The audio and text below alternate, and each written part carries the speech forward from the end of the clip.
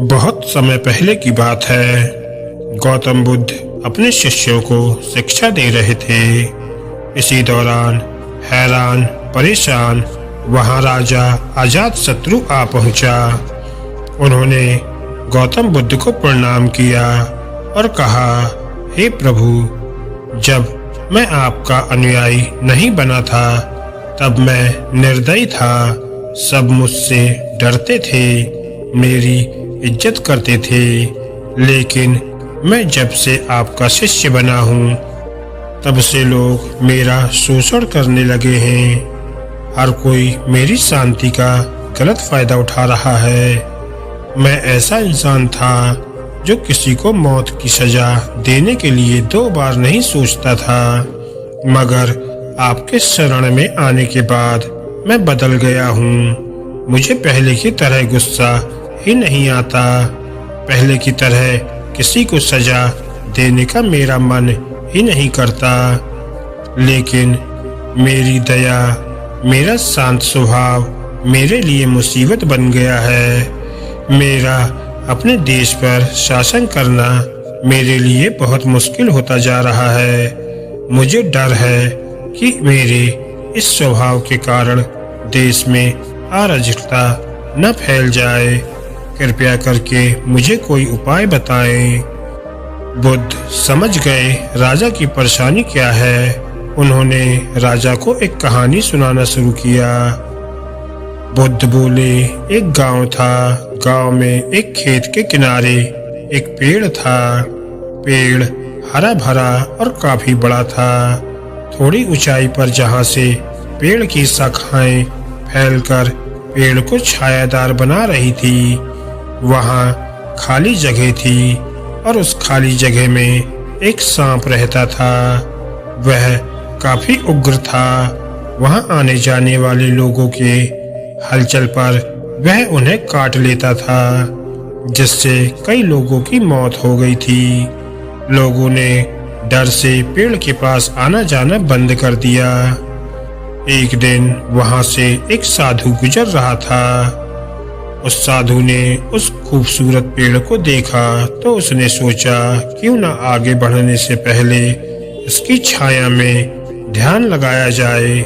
साधु को उस पेड़ की तरफ जाता देखकर एक किसान ने उस सांप के बारे में चेतावनी दी, लेकिन साधु एक मुस्कान के साथ पेड़ की तरफ आगे बढ़ गया।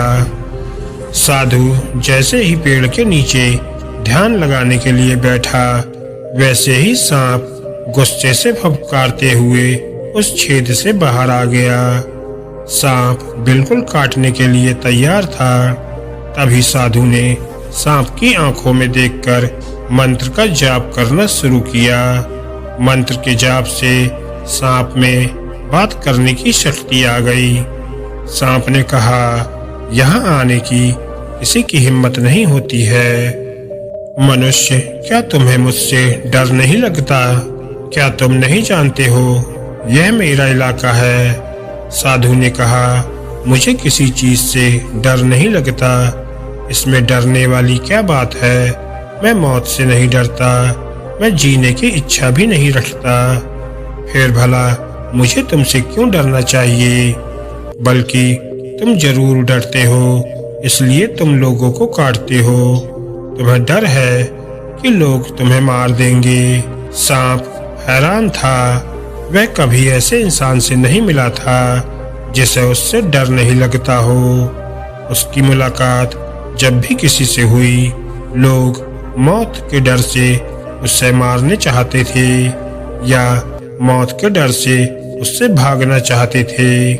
सांप साधु के पैरों से लिपट कर बोला, आप सच कह रहे हो। आज तक मैंने जितने लोगों को काटा, उसका एक ही मकसद था कि मैं जिंदा रह सकूं। साधु ने करुणा भाव से कहा, तुम सच बोल रहे हो मेरे दोस्त, लेकिन यह मत भूलो, एक दिन जीवन खत्म हो जाएगा, जिसे एक दिन नष्ट ही हो जाना है। उसके लिए किसी की जान ले लेना उचित नहीं है। साधु की बातों का सांप के ऊपर बहुत प्रभाव पड़ा। उसने तय किया वह अब किसी को नहीं काटेगा। लेकिन जब सांप ने लोगों को काटना बंद कर दिया तब इसका परिणाम उल्टा ही निकला। लोग अब उसके साथ खिलवाड़ करने लगे, उसे चोट पहुंचाने लगे, जिससे सांप अक्सर चोटिल और घायल हो जाता था। इस समय वह अपने जीवन के सबसे कष्टकारी और कठिन समय से गुजर रहा था। एक दिन दोबारा से वह साधु उस गांव में आया और उस पेड़ के नीचे बैठने चला गया। वह उस सांप को देखकर हैरान रह गया। उन्होंने सांप से पूछा, तुम्हारी हालत इतनी दयनीय कैसे हो गई? तब सांप ने जवाब दिया, मैं आपकी बात से बहुत प्रभावित हुआ था। मैंने तय कर लिया था कि मैं अब किसी को नहीं काटूंगा।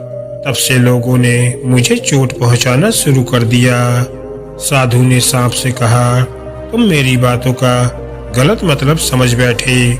मैंने तुम्हें काटने से मना किया, लेकिन अपनी आत्मरक्षा में फुफकारने के लिए मना नहीं किया था।